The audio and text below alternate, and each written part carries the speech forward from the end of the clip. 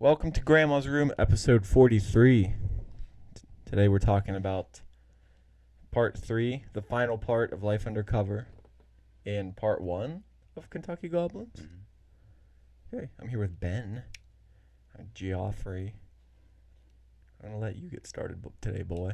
Alright, so I did the Kentucky Goblins, and there was going to be a lot more research, about 15 more minutes worth of a video, but the Wi-Fi here is not working, and I was relying on it to do my research last night. We're living like Little House on the fucking prairie. And it's going to be like that for days because... Yeah, because we don't have any well water anymore. It ran out. The well water ran out. Jimmy got syphilis. And our internet's out. And the internet company, it's that little like bumfuck town. You're our only option for the Wi-Fi out here. So we're going to close for the whole weekend and not be able to help you till Monday when you're at work. So yeah. Get into the Kentucky Goblins. Let's hear some cool shit.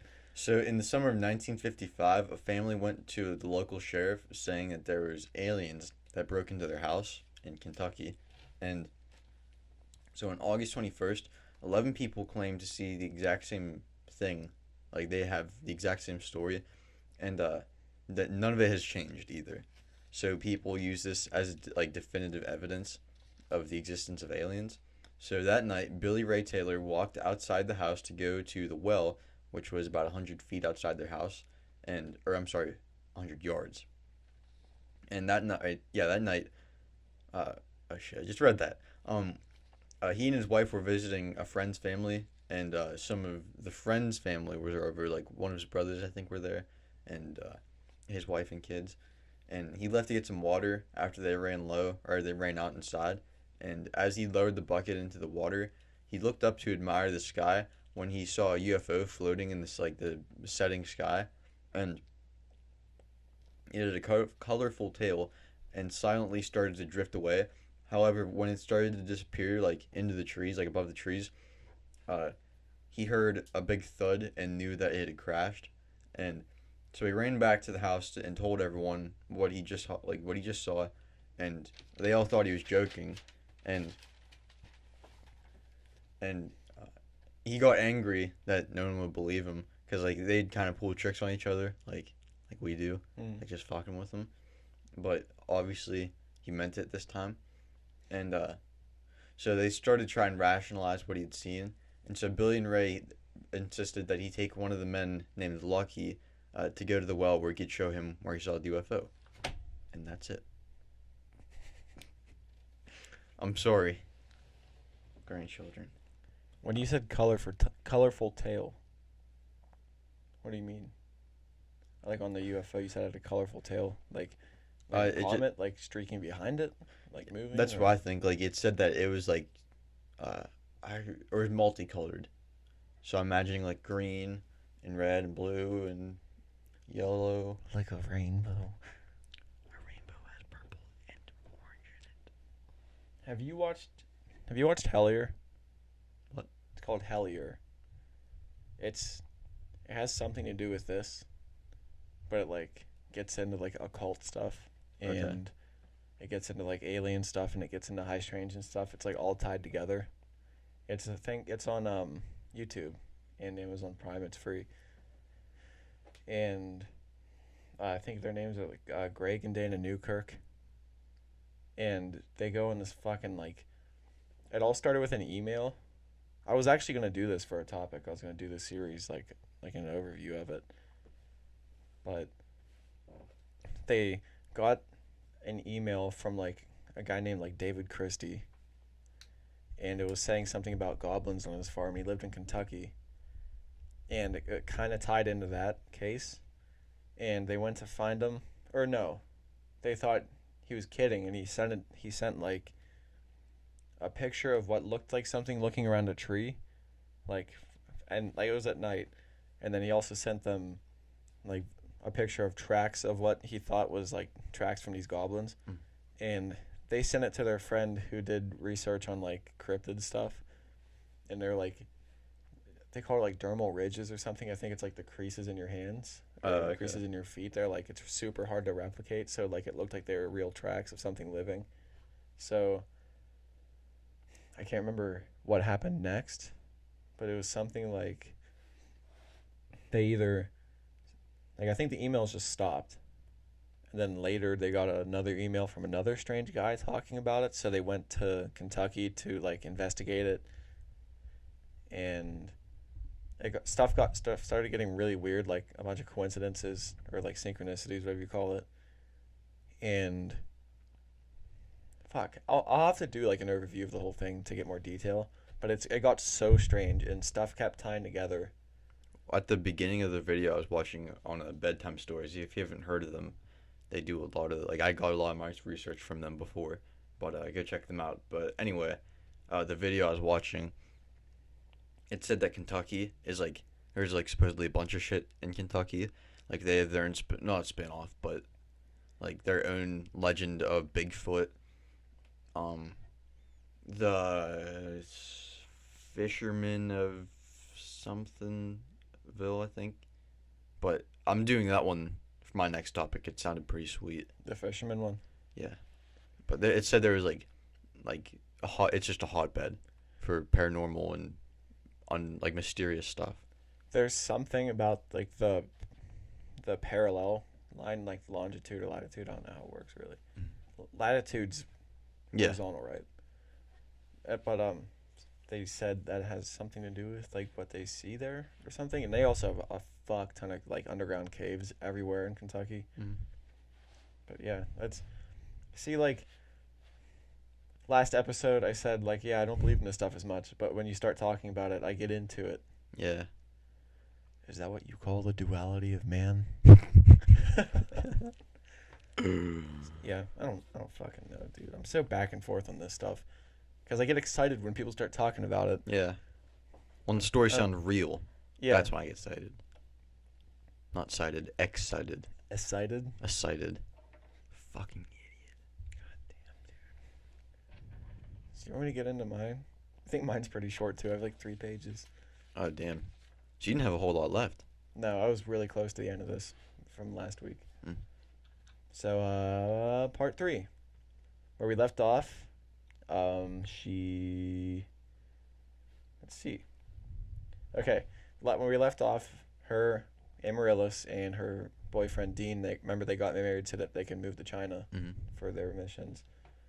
So, in January, Amaryllis and Dean arrived in Shanghai, and for a while, they can't have any connection to the U.S. or take any trips to visit D.C. or anything, just to keep up the facade of they're not working for D.C.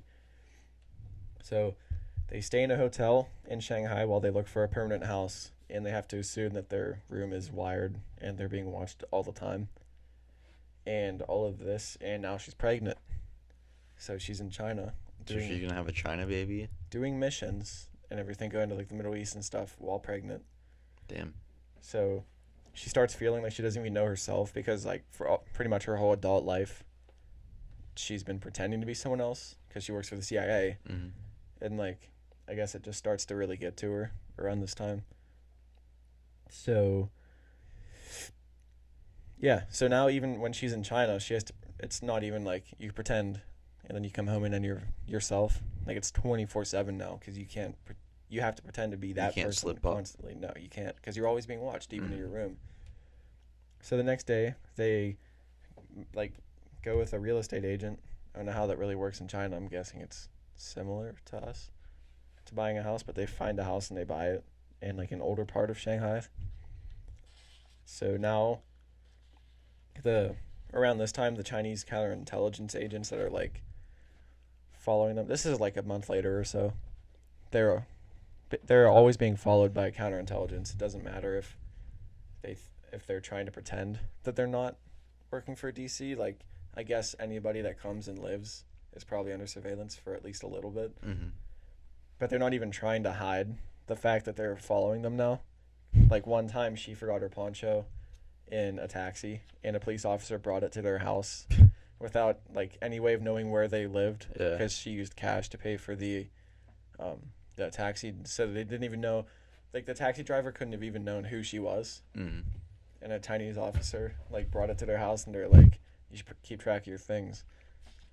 And a few months later, she plans on trying to finally recruit Jacob. Remember Jacob? He's that arms dealer Yeah. from Hungary.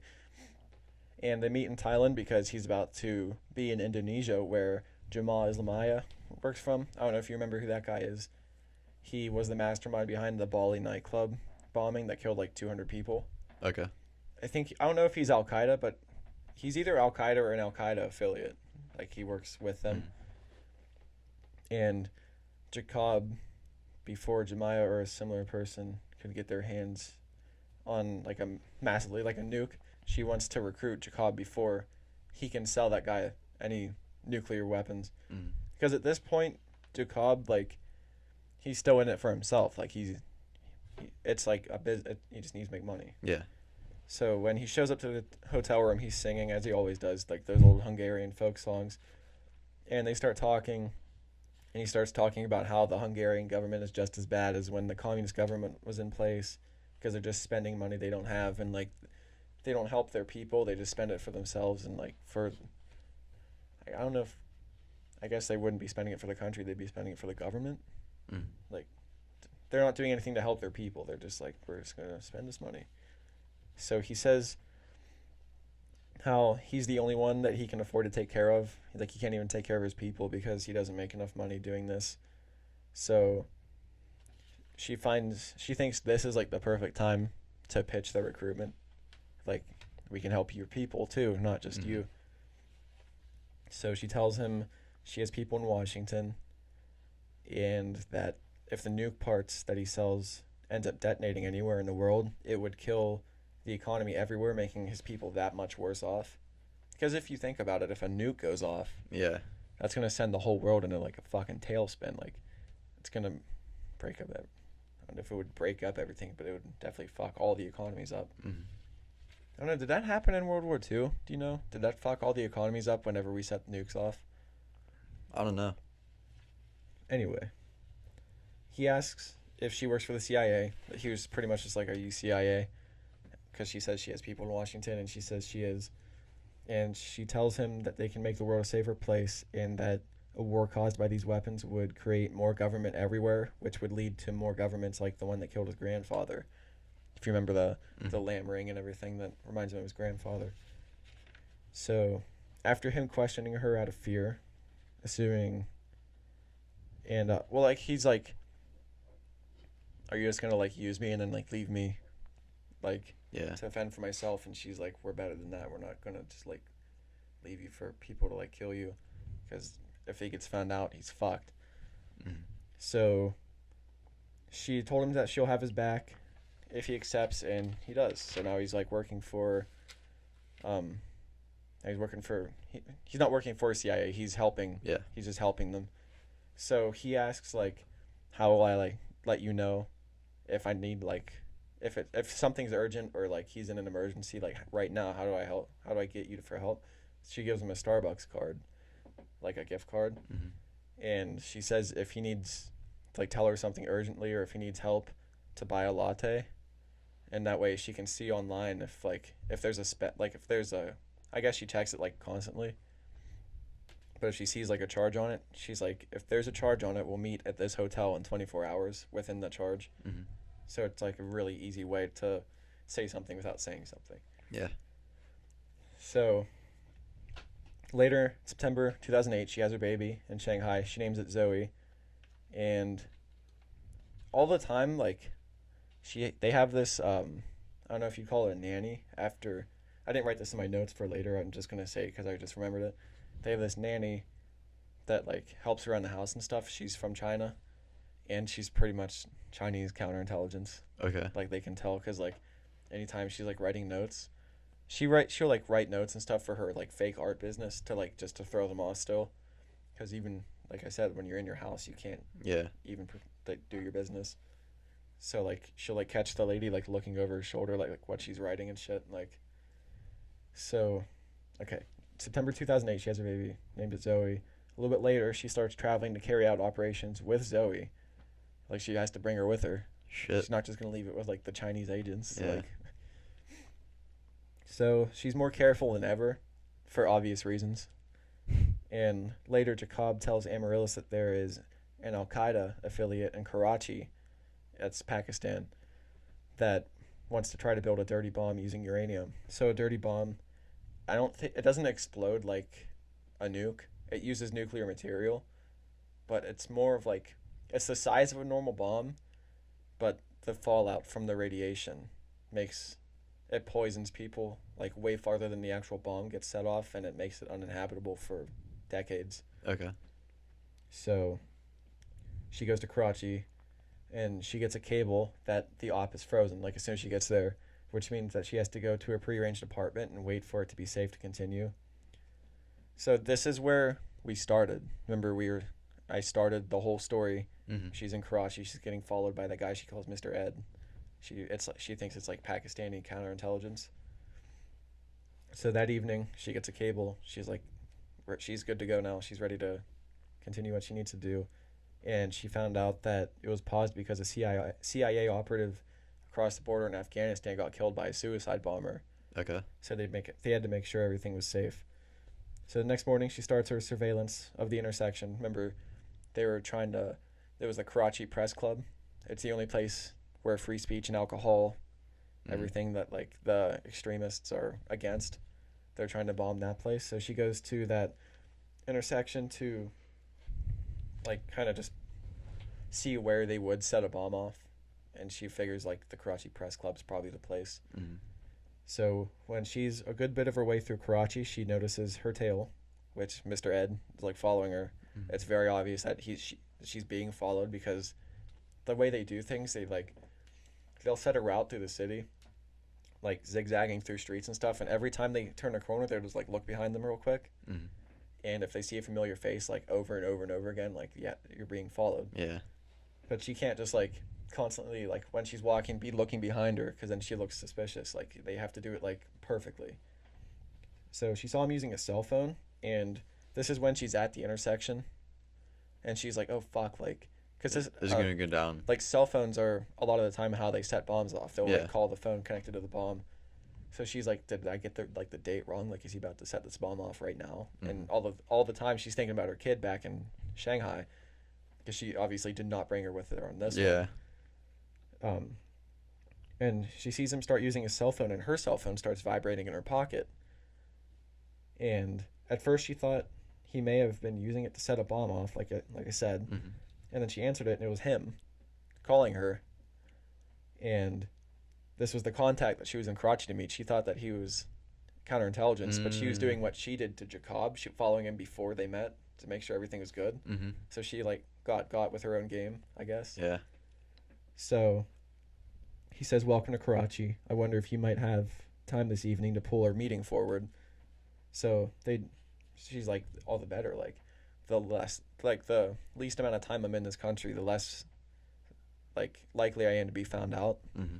That like she's CIA working in the country, because this is, remember, she doesn't have like diplomatic immunity. She's like undercover.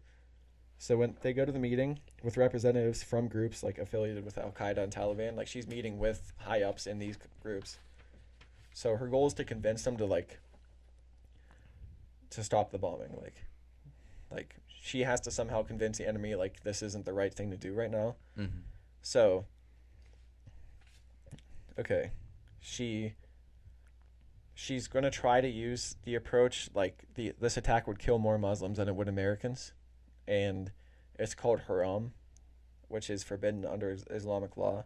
So she hopes this will like help her argument, like you can't, like this is just, I don't know if you'd call it a sin in that religion. I think so, yeah. So she enters a room full of books, and there's a man sitting, which is the leader, and he's holding his 4-month-old baby. And there's 2 other like militants like kind of behind him, and they have an M4, which is an American rifle. Mm-hmm. Which also is like, how did they get that rifle? Yeah. Which you probably know how they got that rifle. They probably killed somebody for it. But like, she goes in. The guy's holding the baby. The baby's like coughing, like this weird wet cough. Like, I'll get into that. Like it plays a part in the story. All right. So they talk about where the attack's going to take place. They both know and who it'll mostly affect, which they both know it's going to be more Muslims. and she tells him she knows he's a man of God and that he doesn't want to kill Muslims. He acknowledges this point, but they start arguing about if they stop the bombing, then America has to stop their bombings. And she tells him the extremists are the only ones who have to stop the bombings because there's no way. She's like, we can stop you where you're staging your bombings. Like, not where they're setting it off, but where they're, like, planning it. And she's like, there's no way you can stop us where we stage our bombing because you're not getting close to where we're operating from, like, military-wise. Yeah. And so she asks if his baby, like, I think this kind of pisses him off, as it would. So she asks if his baby has asthma because it's having that cough. And he tells her it does. So she gives him clove oil she has because her baby has asthma. And this is what she uses to help, like, her asthma. So she gives him the clove oil, and he looks, like, suspicious. So she, like, opens it and smells it herself, like it's safe. She's trying to, like, bond with the guy to, like, convince him. So she ends up trading him the clove oil, and she gives him I think it's pronounced an alyssum flower, which he uses for his baby's asthma. And they both look really, like, suspicious, and, like, they're trying to, like, I guess they're trying to see, like, if the other one's trying to do something. Yeah. And I guess they both just start laughing because they're being so, like, careful. Yeah. So then so it kind of, like, they kind of, like, bond over this a little bit, which is, like, good for her if she's trying to stop the bombing. Mm-hmm. So keep in mind, this whole time this is happening, she's in this, like, dark room with two dudes, like, ready to kill her if they want to. And she tells him that she knows if this attack is called off, they'll keep picking new targets, just how we'll keep picking new targets if we call an attack off. Mm-hmm. But, like, she's like, this is not no time is the time to do it, but, like, I know what you mean. I guess this one's really not the time to do it. So she quotes the Quran and saying to save an innocent life is to save all humankind, and he agrees to call off the attack. It's like it works. Mm-hmm. So they leave.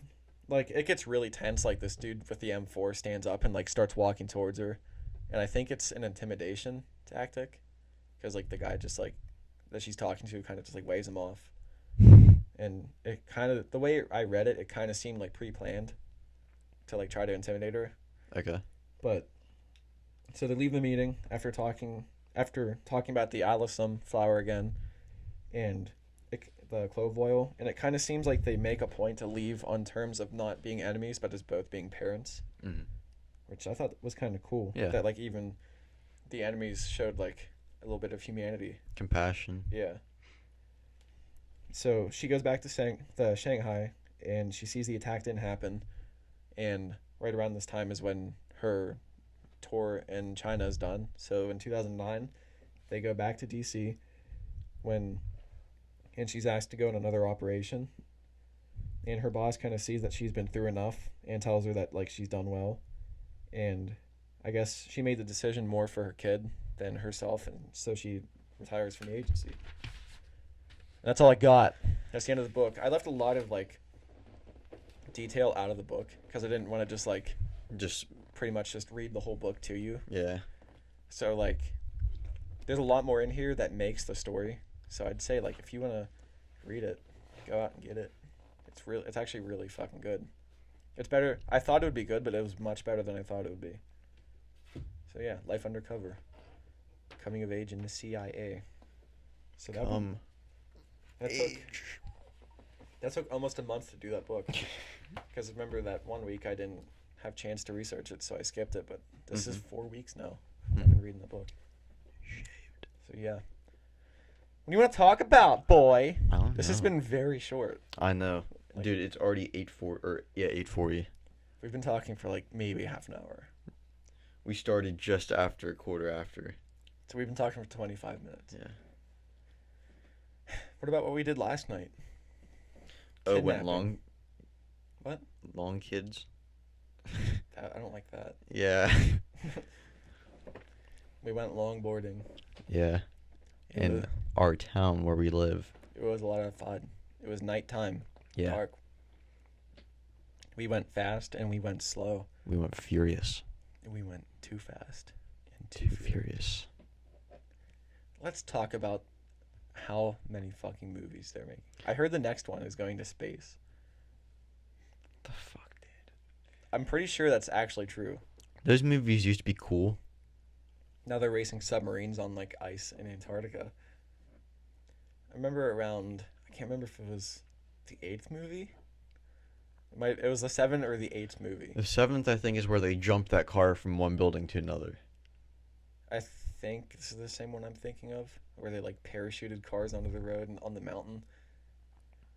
Okay, let's get into how mind blowing this is. How do they go from street racing and flipping a Charger in what, Los Angeles, to They didn't flip it, did they? he fucking destroyed his Charger at the end? Remember when him and Paul Walker, Vin Diesel, and Paul Oh Walker at the yeah, very yeah, at end, the very end. Okay, Yeah. yeah, and then he like got in the car and drove away, like he gave him his car. yeah. How do they go from that to like petty crimes and street racing to we're working for the government and we're parachuting cars and we're jumping cars in Dubai skyscrapers from That's- skyscraper to skyscraper? That's and going to fucking space? stupid. Like I liked the first two movies. And I get it's fiction, Yeah, but but holy fuck, man! it's like taking, like let's say the beginning of Star Wars, like the last 9 movies that they made are the newer ones, and there's one in the '60s where a man went to the moon. Wait, what? I'm saying, like, what if there was a movie in the '60s about a man going to the moon, and then eventually turned into the Star Wars we know today? Oh, like That'd if, be like the same thing. If if it was this is all a hypothetical. Yeah, Series. It so, started like, with a if- man going to the moon. What? It started with a man going to the moon, and now he's jumping dimensions yeah, like that. well, I was talking more about like now. So, let's say that there's a first Star Wars movie, right? And it's about us launching a guy on the moon So disregard the actual Star Wars series. for 1 second, yes, Okay. and then 9 years down the road, now you have the Millennium Falcon and the Death Star. You know what I mean? Oh, yeah, okay. It's like the what you same mean. thing. Yeah, but I like the Star Wars movies. But they didn't go from a rocket to the moon. It started crazy. That's why I like them. Yeah, I'm not saying. No, yeah, I know yeah, what you're saying. yeah. I know what you're saying. Yeah, like I think probably up to like Tokyo Drift. I thought Tokyo Drift was a cool movie. I wasn't even a big fan of that one. I liked up until I think Fast 5 where they're in Brazil. I liked the Brazil movie. Oh, is that the one where they're in the beginning? There's like that tanker truck. No, And- I think it's just Fast and Furious. They confused. No, that's the fourth one. It's called Fast and Furious, not like The Fast and the Furious. Jesus Christ. They name these things crazy. Like now it's like Fast 5. Or Yeah. like Furious 6. Or like- Wonder what's this next one gonna be called? Just Fast. Speed. Speed. This- Car Fast. The Speed and the Serious. Speedy and serious.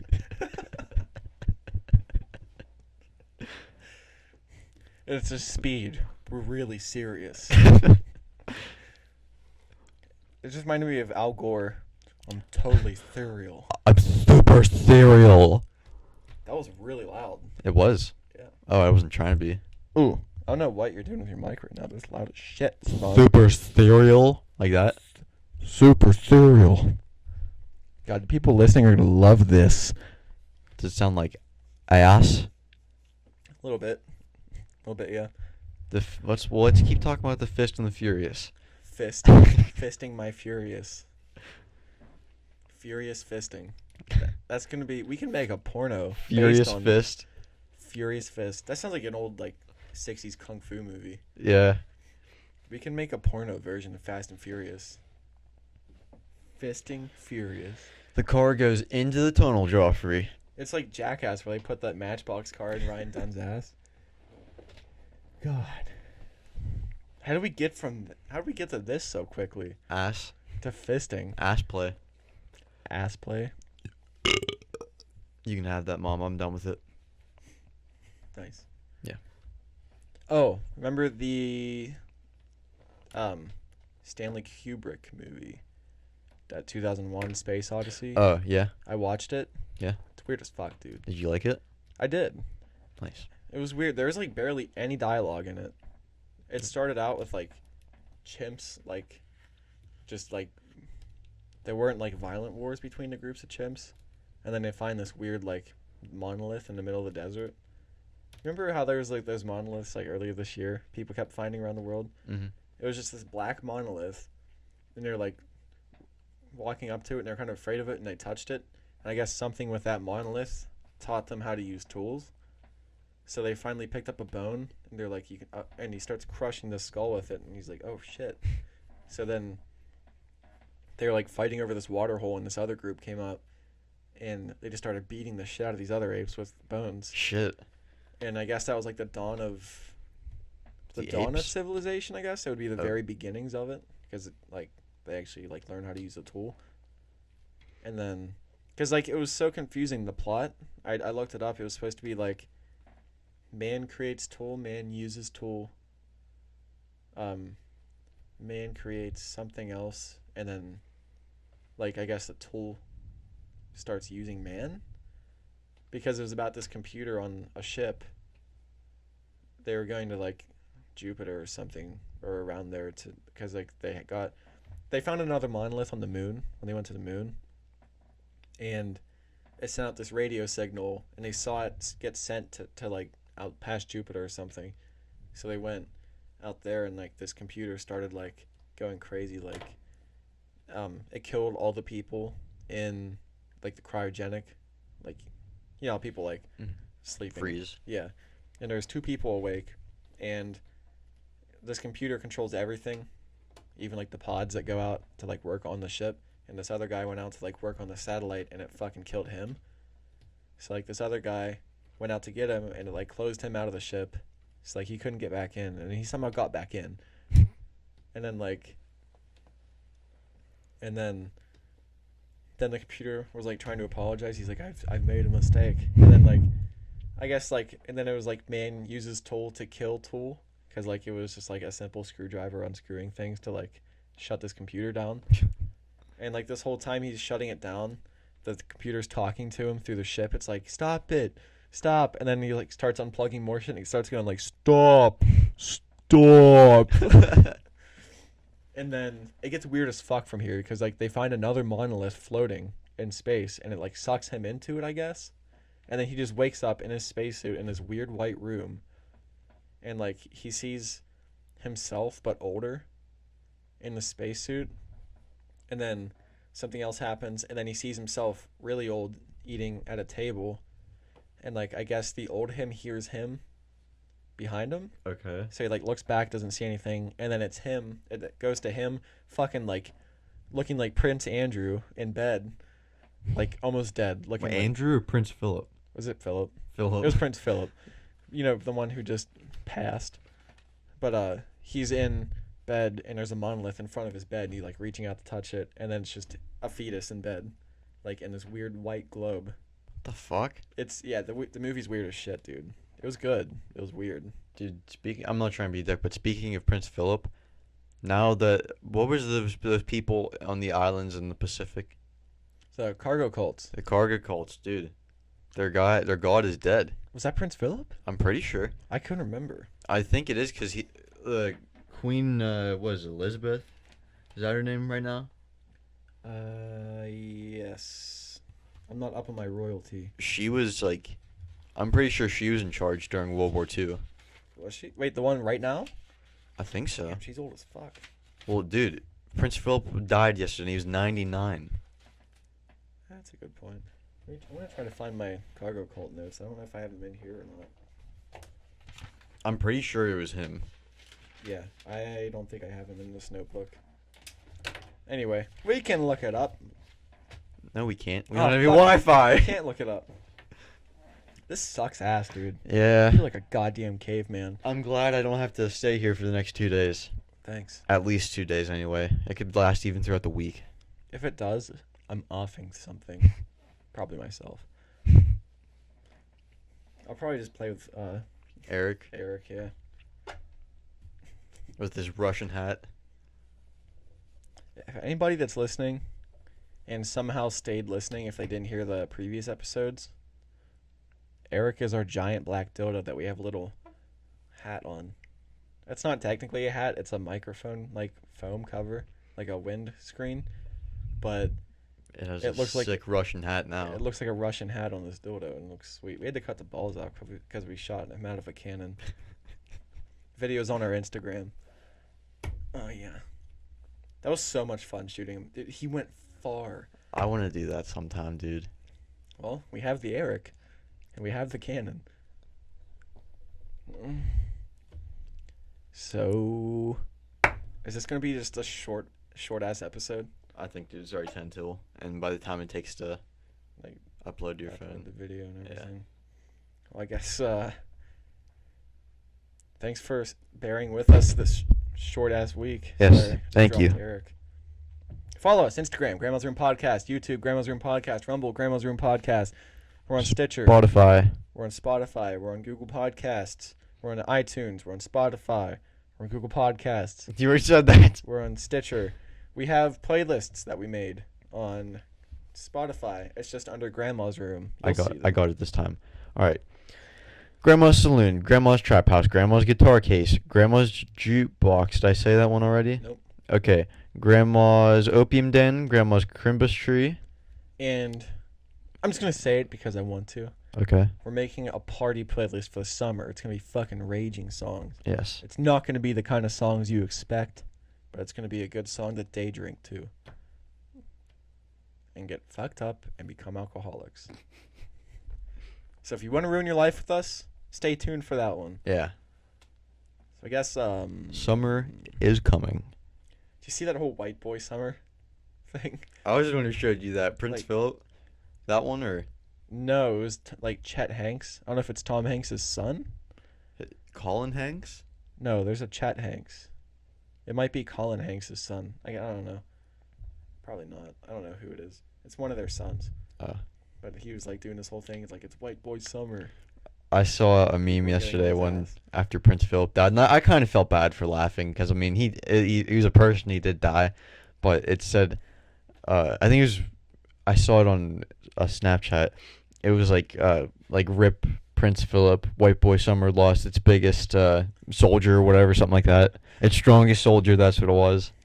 Dude, Ross Patterson posts are fucking hilarious. He posted all like the worst pictures of Prince Philip. He was like, "Rest in peace, sweet prince, gone too soon." And then he had like a picture. He had like a whole Prince? picture of like a bunch of pictures of him, and then they had Prince the musician at the way end. Check out his Instagram, Ross Patterson. It's like St. James Street James. Yeah. Just ST James.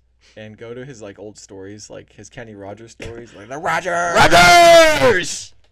Also, I hit my foot. They're amazing, and go check them out. Thanks for listening. Yeah, thank you. You want to take us out? I thought it was pretty much done. But thank you. Stay golden. Stay tuned next week.